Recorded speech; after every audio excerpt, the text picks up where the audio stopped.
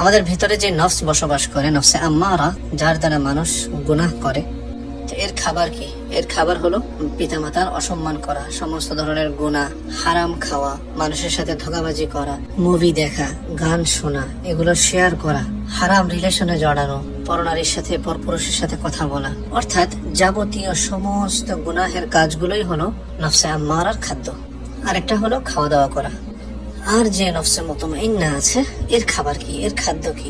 এর খাদ্য হলো 5 ওয়াক্ত নামাজ, তাহাজ্জুদের ইহতিমাম করা, মানুষের সাথে উত্তম ব্যবহার করা, পিতামাতার সাথে সৎ ব্যবহার করা, সময় অসময়ে কোরআন তেলাওয়াত করা, জিকির করা, অর্থাৎ আল্লাহ তাআলা খুশি হয় এমন সমস্ত কাজ করা। তো এখন থেকে একটু একটু করে নফসকে কন্ট্রোল করার হিম্মত করুন এবং নফসে আম্মারাকে পরিশুদ্ধ করে নফসে মুতমাইন্না বানাতে হবে। ঠিক আছে না ইনশাআল্লাহ? জাযাকুমুল্লাহু খাইর। আসসালামু আলাইকুম ওয়া রাহমাতুল্লাহি ওয়া বারাকাতুহু।